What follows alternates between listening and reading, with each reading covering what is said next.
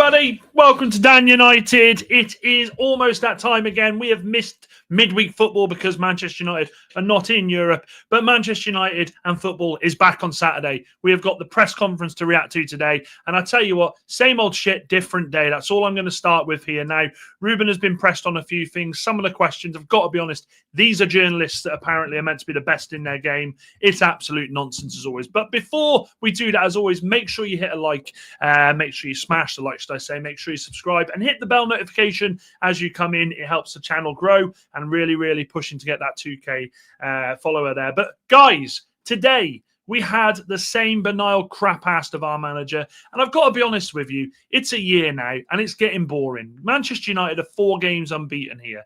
I know to a lot of people, you laugh at that, but we've come through absolute shite here. I'm sick to death of it. I'm bored of it, and I want this to stop now. There was talk about transfers coming, and there was talk about Cristiano Ronaldo's comments, which we'll get into now. But first and foremost, can we just stop this, British press? Can we just stop this? Because I've got to be honest with you, like, I don't know, do they run out of things to say? Like, do they sit there and go, I don't know what to ask him this week. You know, what do we say to Ruben? I know. We'll ask him about the system. We'll ask him, should he still be here? And it's just getting pathetic now. They turn around to him and they said, I'll go through the chat in a second, but they turn around and they basically said, it's November and a year into your job. Why still do the 3-4-3? Like, this guy is going to turn around and say, do you know what?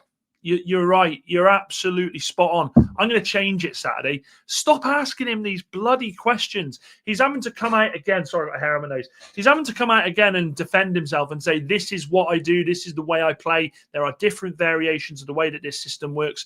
We know he's not going to change it. We are Manchester United fans. We know he's not going to change it. We've had hardships in this time of him being here for a year, but ultimately things seem to be on the up. People seem to be adapting to the way he wants to play.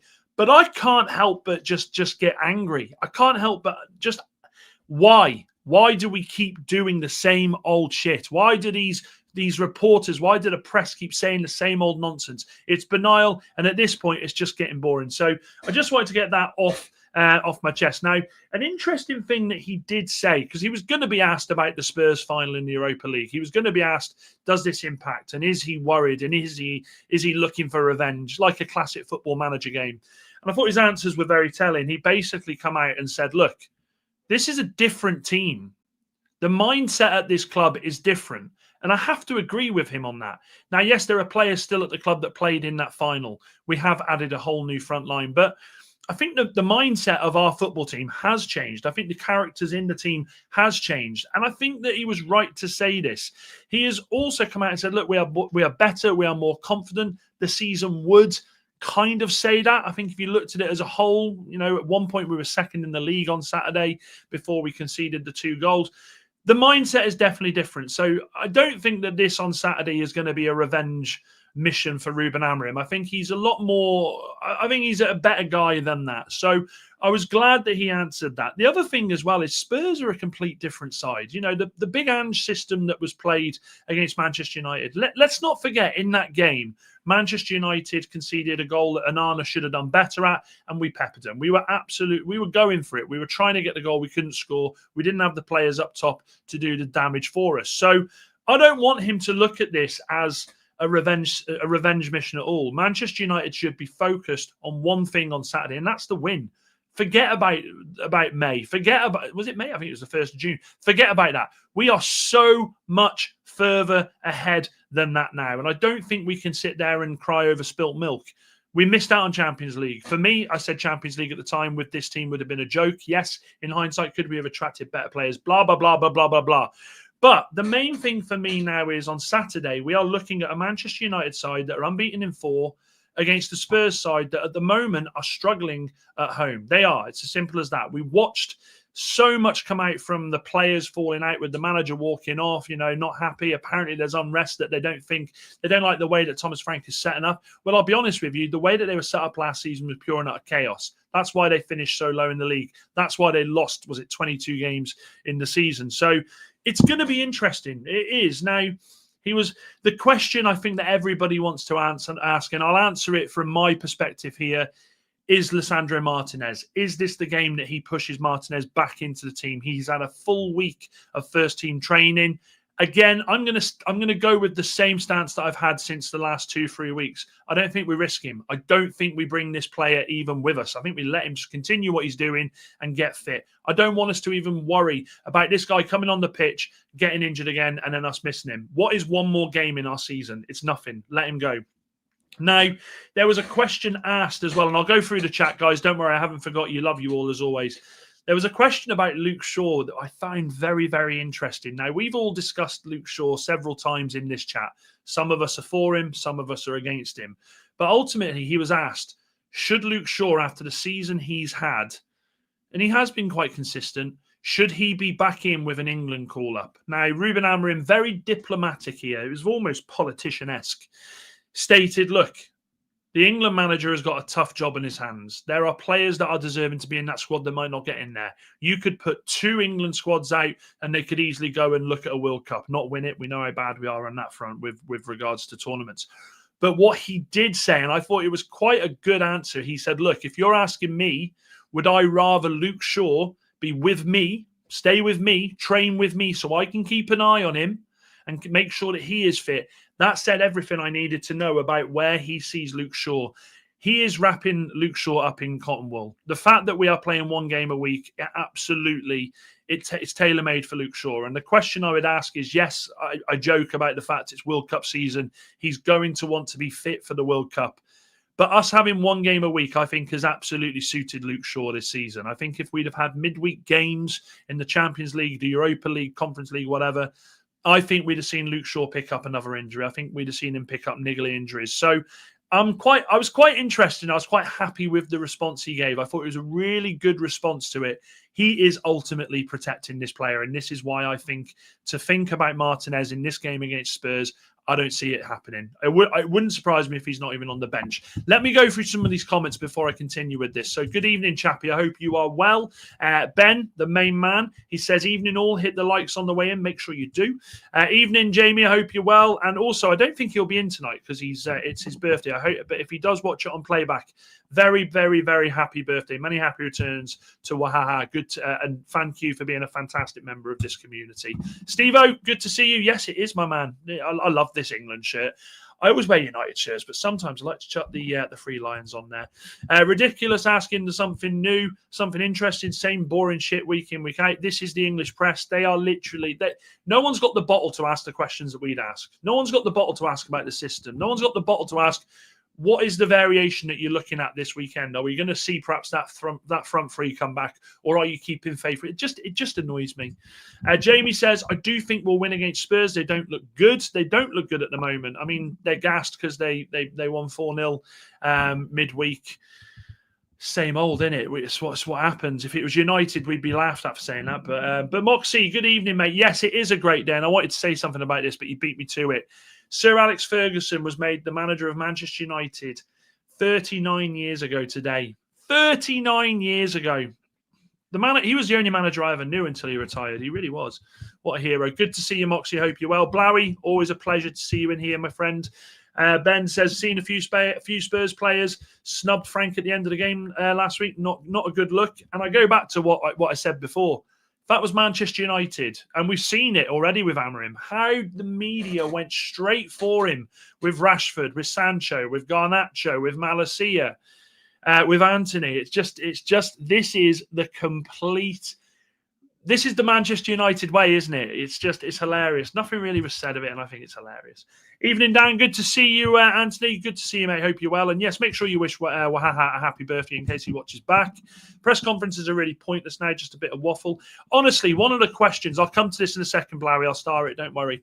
One of the questions that he was asked was, why are you always smiling, Ruben? You know, even in the face of pressure, why are you always smiling? Like, what? I mean, these guys, these journalists, you know, this is their life. This is their job.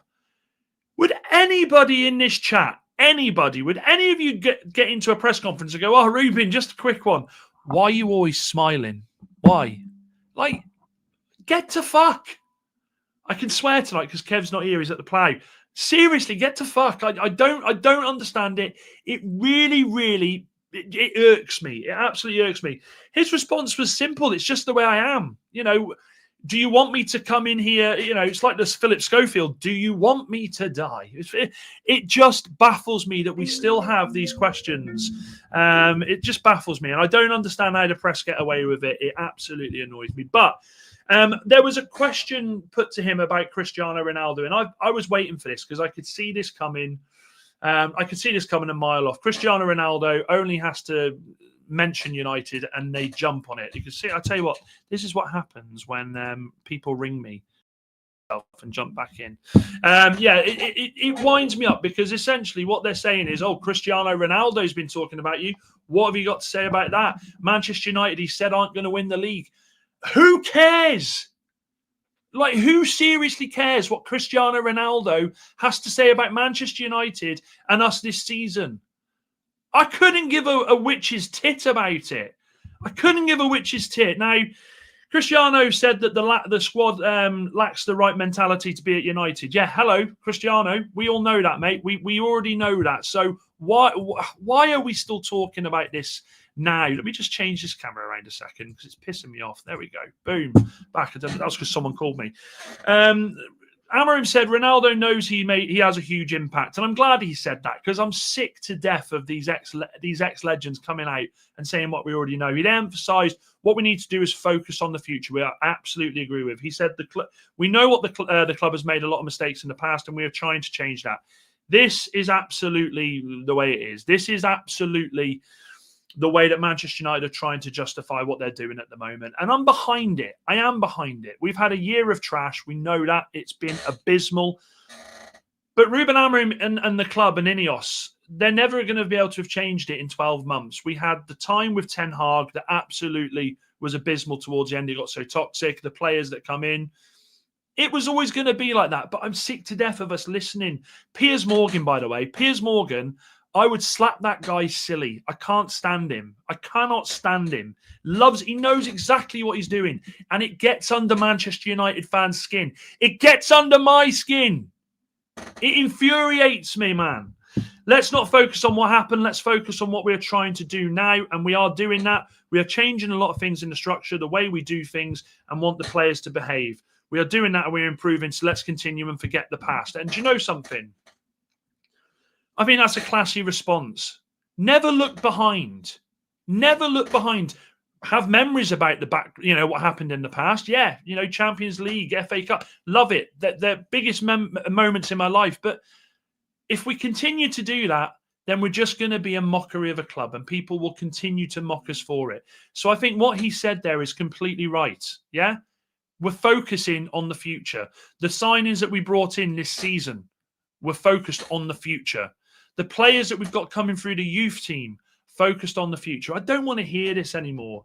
Now, he was asked about regarding, and I love this, by the way. You can tell. Thank you, Wolfie, for the raid, mate. Paul says, never a corner cheats. Paul, do you know what? I'm going to say this because there's a lot of Nottingham Forest fans in here, and I want to be respectful. But at the same time, this needs to be said because it happened. Build a bridge, get over it. Like, every club has moments like this. It happens. What would you expect United players to do? Go, no, ref, it's not a corner. Of course they're not. Win at all costs. That's the way it is, isn't it? We win at all costs.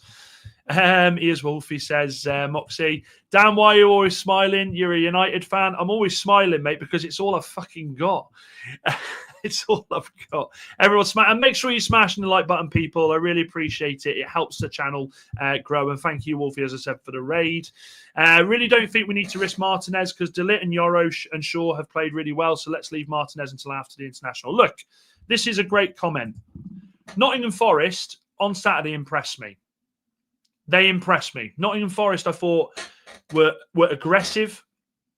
They knew their drill. I thought Elliot Anderson, incredible. Absolutely incredible. One of the best performances I've seen in the midfield for a long time. It was brilliant. Took the ball by the horns. Nottingham Forest could have quite easily fallen off a cliff when Douglas Luiz went off the pitch. But no, the group of players around him going in 1-0 down, they went, no, we ain't letting this happen. And that was the difference between Nottingham Forest and Manchester United in the second half. Forest come out with a point to prove. United players come out and thought they'd coast it. We thought we're 1-0 up. we'll be all right here. And it was absolutely wrong. So you've got to give kudos to Nottingham Forest there. You do. But the corner's the corner. It is what it is. It happens. It does happen. Anderson will look so much better in a United kit. There's a lot. I tell you what, actually, I want to get. I'll get a poll in because there's Forest fans in here, and there's well over 100 of you. We've asked this question before, but with a lot of you in here, I want to know your thoughts. Does Anderson join United? Does Anderson join United? And put a comment in there as well. If you're not so, if you think it's absolutely no chance and you think we're barking up the wrong tree, I happen to think Anderson will join United. Pop it in the vote there, and also pop a comment in. Let me know what you're thinking. Blary says, "What's your complete prediction for this match? Like, who will be the goal scorer, man of the match?" Manchester United against Spurs. I'm going to say this. I don't fear Spurs. I genuinely do not fear Spurs. Spurs are above us in the table by, what is it, a point? Or is it goal? I think it might be goal difference. Manchester United don't have the best away record. We saw that on Saturday. But equally, they have a shit home form as well. So I think Manchester United have to go there and they have to give it a fucking good go. They've also, in fact, he alluded to this in the press conference about only playing one game a week and how that's helping. I think that is helping United more than we realise. I do think the recovery time for some players that I think would have picked up injuries is definitely there to see. But equally, with Spurs, they've played midweek. They were away. The travel, it's an early kickoff. It's 12:30. Manchester United, man, just go there and give it a right good going. Spurs are in a false position this season, by the way. I think some would say United are, but I think Spurs are in a false position. I think Thomas Frank has had a lot of plaudits for the way he's carrying himself.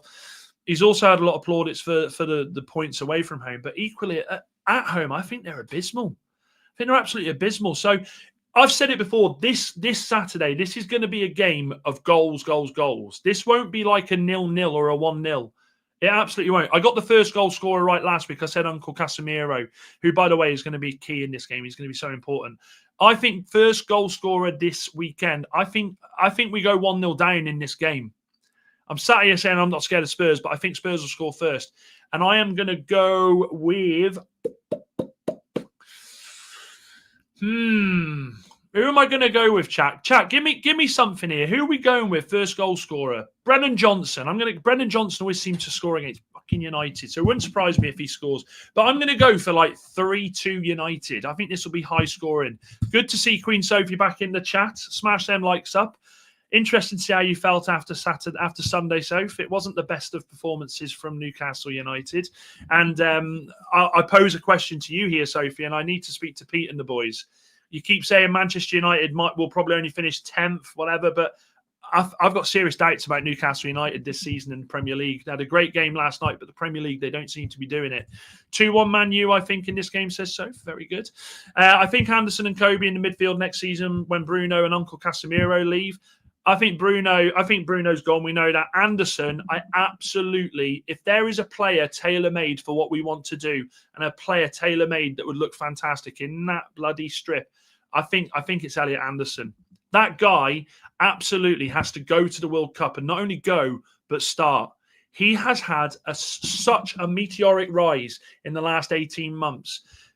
I know some rival fans say, he's been good for ages. You're only saying it now, but because of Wolfie, I've taken notice of this guy for a long time. I think he's class, and I think his ceiling, by the way, through the roof. Now, he was discussing about central midfield and about January and what this could do for Manchester United, and he was very coy about it.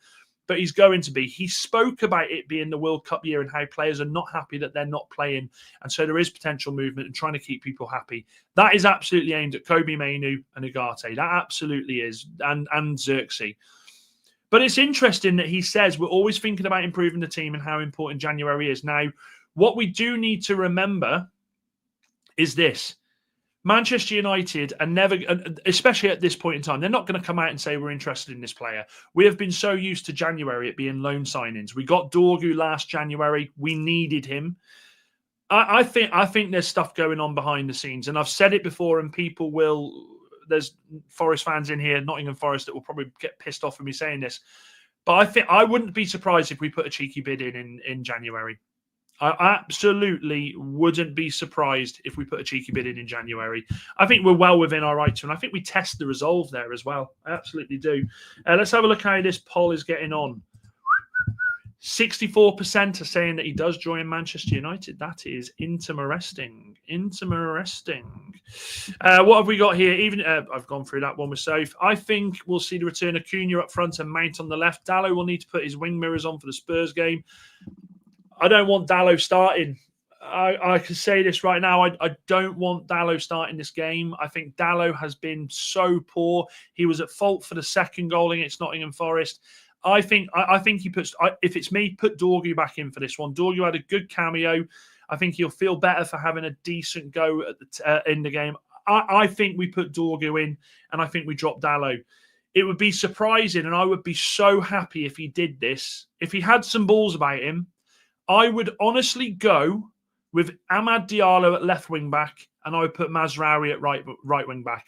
I think that would work fine. I think that would be the way to push it forward. But I'm not the manager, am I? 3-0 Sesko and Brian, says Anthony. Ben says 3-1 United, De Ligt to score first. Sophie says we're only 10 games in.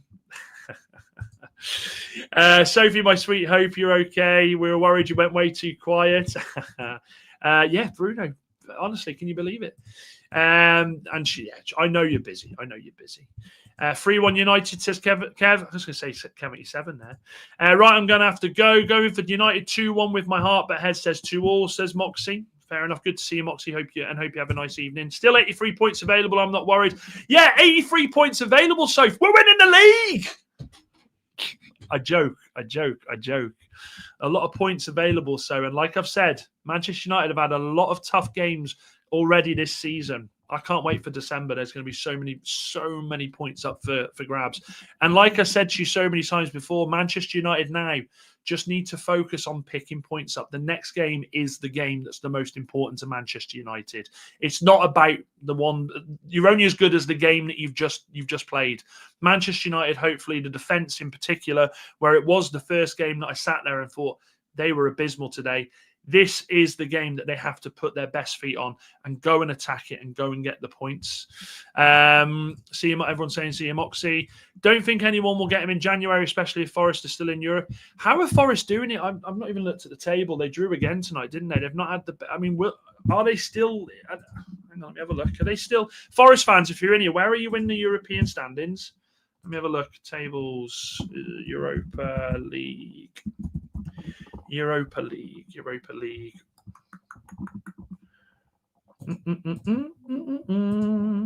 Where are they? 20th, only 5 points, but still got 4 games to play. Are they still in Europe? Are they still in Europe in January? I don't know what Uncle Casemiro. I don't know that Uncle Casemiro and Bruno leaves. I had a conversation with you all last night, and I was saying about clipped. I was saying that there's a world I think where Casemiro stays, if I'm honest. I think there's a world where Casemiro stays and people are going to absolutely banter me now for that. But I think there is a world. I think there's a world where he stays. And I'm not even asked about saying that. I think Manchester United have got a massive clean-up operation when it comes to the midfield in January and in the summer. So there's a world, is what I'm saying. There's a world. The tough games aren't the problem. We still struggle against lower sides. That's harsh on Nottingham Forest, Chappie. They finished above us. No, did you see the stat that they shown before the Brighton game? Was it against Brighton or was it against Nottingham Forest? Manchester United have only won 19% of the games under Amorim with teams around him. It's only the promoted sides that we seem to have much joy about. Now, it's a year in charge for Ruben Amorim. We've had him for a year, and I would be remiss to say that the jury is still massively out. We know that. But there have been signs of the tides turning. Against Nottingham Forest, there was that didn't give up. You know, we could have won the game. United were a goal line clearance from sneaking 3 points against Nottingham Forest, which I think would have absolutely destroyed Forest fans, to be fair. But Manchester United now, going into this game, we're seeing a manager who I think in the press conference is starting to look more and more confident. And I think that confidence doesn't just come from the results on the pitch. He sees these lads in training each week. I think the confidence is coming from the players now starting to adapt to what he's trying to do. There are still square pegs and round holes in this team. We know that. We've seen it. We've still got it in Bruno, although he's done okay the last couple of weeks. We've got it with Luke Shaw at left side as centre back. We've got it with Dalot at left wing back. Sorry. I think he's starting to see signs here, and I think that's where his confidence is starting to come from as a Manchester United manager. This isn't the finished article. This isn't us at Endgame. We're not even. I'm not using the phases that Arsenal fans use, but we are still going to feel pain this season. We felt pain, 5 minutes into the second half against Nottingham Forest. This manager is still going to have to come out this season and defend himself about the system. This manager is still going to have to be coming out and defending himself for the way he picks the players. This is just football. This is the way it is as Manchester United manager. I think he's starting to adapt to that. Do I agree with some of his selections? Not all the time. But I go back to Saturday, I don't think he put a foot wrong. I don't think there was anything he could have done with the players that were on the bench. A lot of them were injured. The midfield, the midfield didn't, I don't think, was the weakness. This Saturday now, 12:30 kickoff, I just wonder if he springs a surprise. For me, I would play Sesko, and we'll go through that more in depth tomorrow night. But I would be keeping Sesko on. I want that guy to be getting more chances up the field. And this is where I think the selection of Dorgu would hopefully help to that. Now, Dorgu's crosses this season have been absolutely abysmal. And I can't for the life of me understand as a professional footballer why you can't whip a ball in. I just can't understand it. It used to really fuck me off when I used to watch United back in the day when Giggs couldn't beat the first man from a corner. It's 101. You're a professional footballer. You should be able to lift that ball into the box. Sesko has to get more chances. He has to have more opportunities. He will get those opportunities against Spurs. There are weaknesses in that Spurs defence. Jed Spence, I don't think has been world-class this season. I think he's gettable. I absolutely do. Pedro Porro loves attacking. He loves going forward. That is his game. We can the way we are set up is to absolutely hit these teams on the break. How many times have we seen Cunha and Brian Mbeumo this season be able to hit people and penetrate on the break, on the counter? Sesko being left up there. So I don't go into this game chat with fear.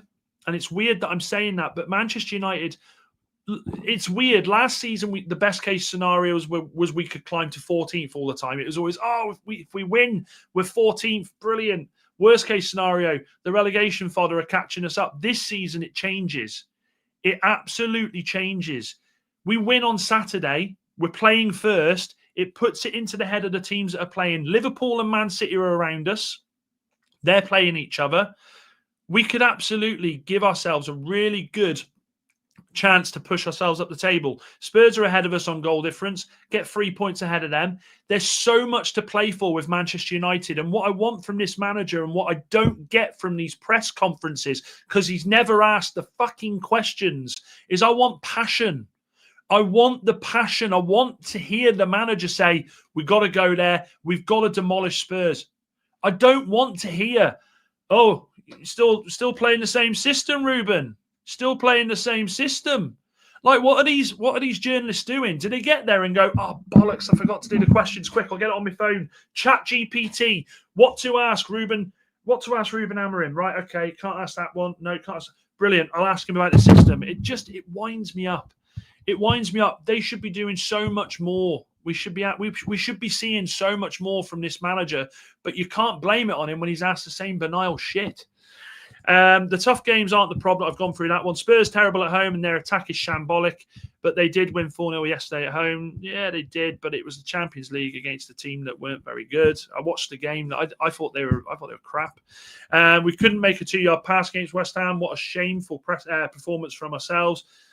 Again, I got to say, and yeah, you're right, press conferences are a waste of time these days. It is 10 games in, but we're a quarter of the season in. Like Newcastle this season, the hope was that they were going to be the ones, and they should be the ones, with Liverpool slipping up like they had, with City having an indifferent start, Chelsea being indifferent. This was your opportunity to get yourself in amongst the big boys. You'd won a cup last season. You're in the Champions League this season. I think the reason we're seeing an indifferent Newcastle United is because the transfer saga was embarrassing from Newcastle. It was just flash in the pan at the end of the transfer window. That's why I think that's what that is. But look, you're a Newcastle fan. You know more than me, of course you do. That's me from the outside looking in. But guys, let me just let me get this up. I want to ask you this question. By the way, we have got 57%. I'll end the poll there saying United looks where Anderson could go. Now, what I want to ask you here is,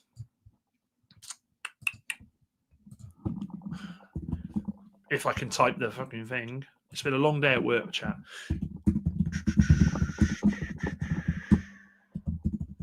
I touched on this a second ago about Sesko. Do you start Sesko up top against Spurs on Saturday? Because, look, we absolutely know Gary Neville wouldn't. But then Gary Neville's, at the moment, I don't know what his problem is being the biggest bellend about United in the world. Seems to have a massive problem. Would you start Benjamin Sesko up top against Tottenham Hotspur on Saturday? My answer to that is yes. I think we keep the form with him. I think we try and build him up, and I think we build the confidence.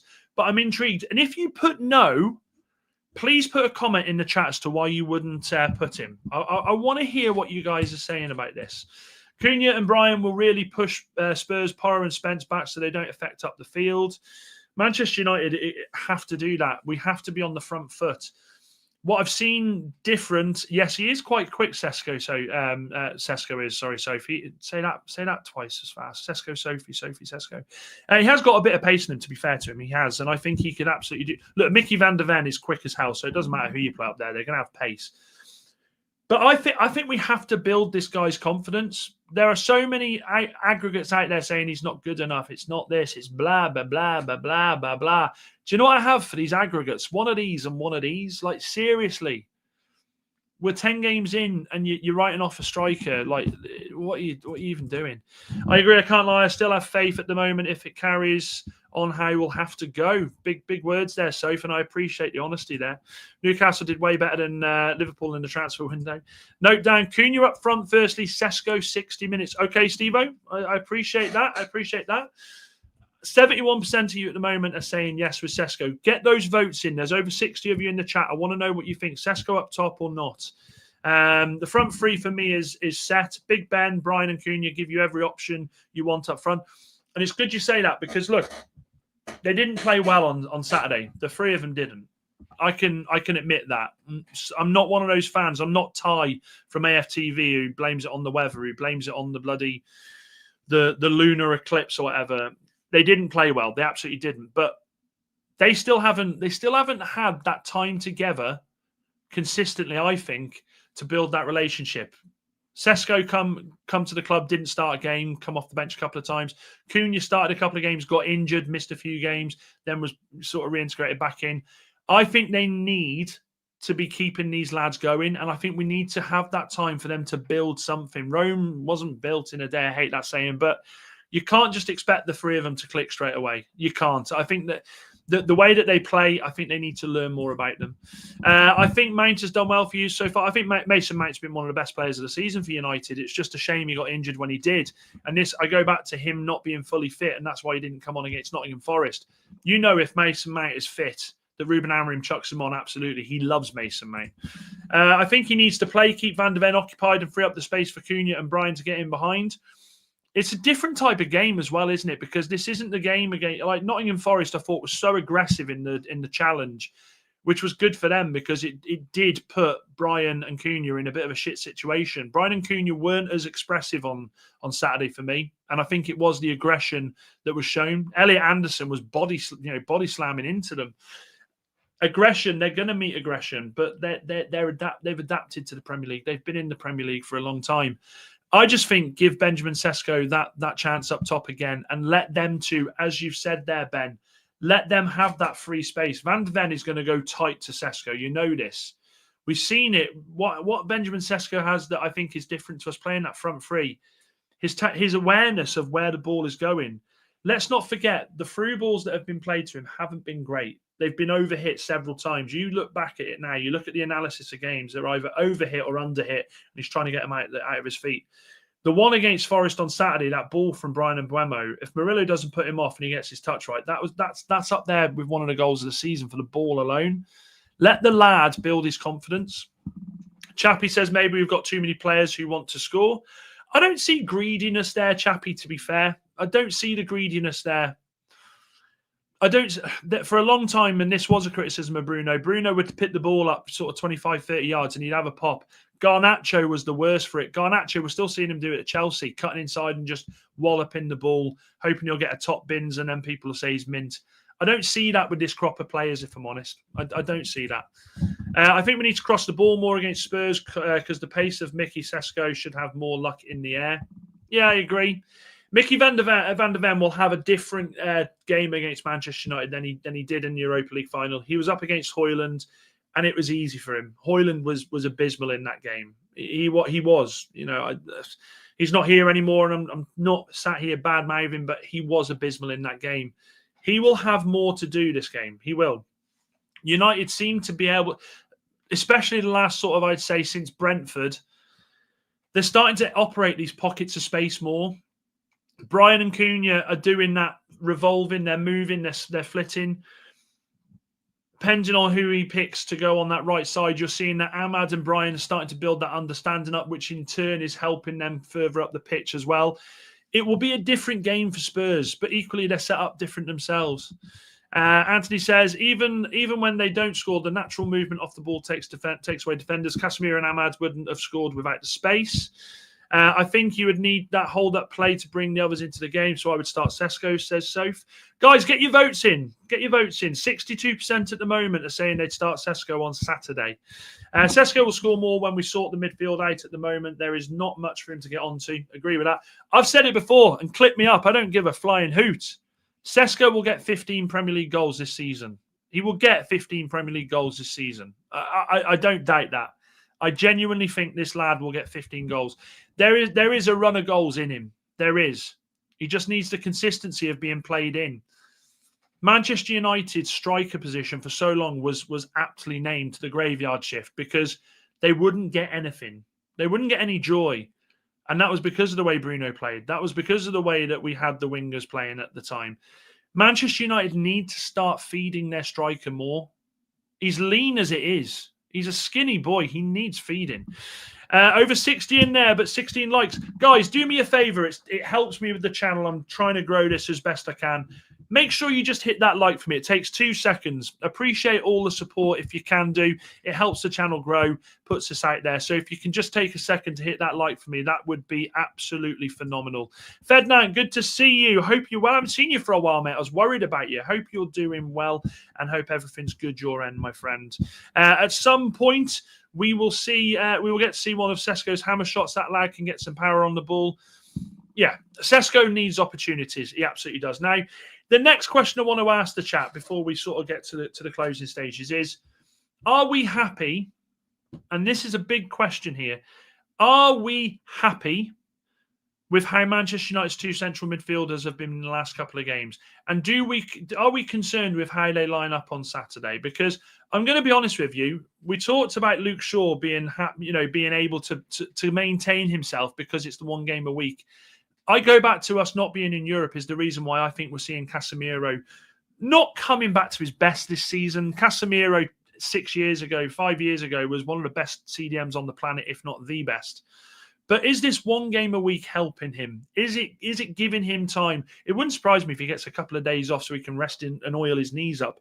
I think he's looking incredible this season. I don't think he's world class. I don't think it's anything like that. But what he is doing is he's helping this team push forward. I think he's also given his fair share in the opposition box. He scored on Saturday, as called by me, by the way. I want to know what you're thinking about it because we know that this midfield is an endgame for Manchester United. And yes, we've all sat here and said Kobe Mainoo should be the man that should be playing in there week in and week out. But it's not happening. And this is what we have to make do with at the moment. Like and subscribe and hype after the show is finished. Thank you, Sophie. Much appreciated. Against Spurs, United will probably play the long ball and we'll need to go for the second ball. So we need to pat the midfield, hence Mount and Cunha. Well, it's interesting you say that, Steve, because that's what let us down against Nottingham Forest on Saturday. Nottingham Forest picked up every second ball. Every ball that was won, Nottingham Forest were there. Against Liverpool, that's what we did, and we were successful. We need to do the same against Spurs. We need to suffocate them. It lined up so many times against Liverpool where we were narrow. because of the front three revolving, we narrowed the pitch. Out of possession, it was a 5-4-1, and that wasn't 4 players with 2 wingers. That was 4 central midfielders just sucking the life out of it. They absolutely need to do that against Spurs. Thomas Frank obviously knows all about Brian and Mbeumo, and I think that's a good thing for Manchester United because you know he's going to be saying this is what he does, this is how we can do it. It wouldn't surprise me if all of his analysis before the game is you need to mark this man. And yes, Brian and Mbeumo won Player of the Month. I believe Ruben Amorim won Manager of the Month. We've already had our Manager of the Month curse because we drew against Forest. But I think that bodes well for United because if I'm Amorim this weekend, I would be doing my best to not even have Brian being the focal point. I'd shift it all to Cunha and have Brian being the guy that arrives late like Cunha's been doing. They're doing okay for a makeshift pairing, but January can sort it right out. We'll have to see if they go in January for it. 64% of Young and Ender poll there are saying yes, they would start Sesko. Fantastic. I'm glad we agree there. And guys, before we finish, just nice and simple. Nice and simple. I love asking these questions. Will we beat Spurs? Spurs? That was bloody. That was a bit American.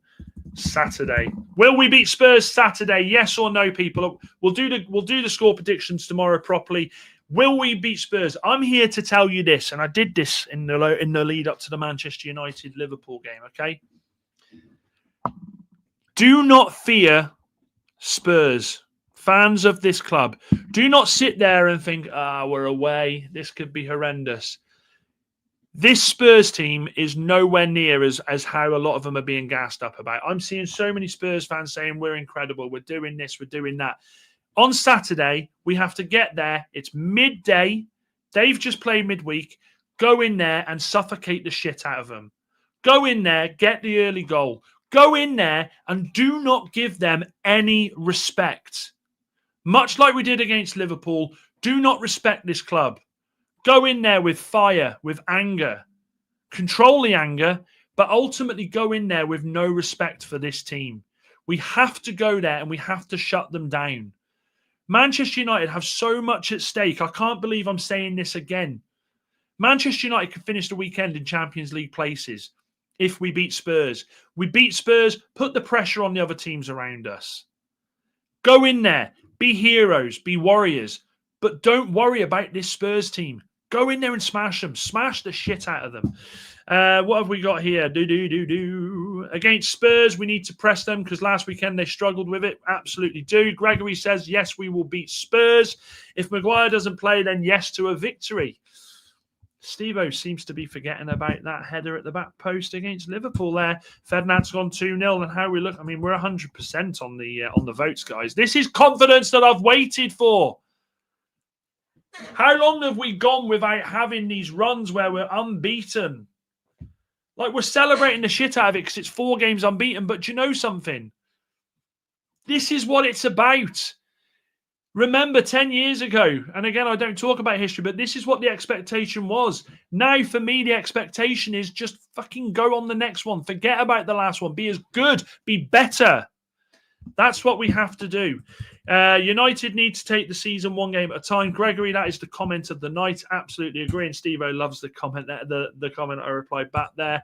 And we are going to finish the poll on 100%. Guys, I will see you all tomorrow at 8 o'clock. By the way, thank you, Wolfie, and thank you to the Forest fans who've stuck around. Guys, you're all legends. You know how much I appreciate the work that you do to come in and spend time with me, rabbit on about my football team. I only do this because of the support I get from everybody here.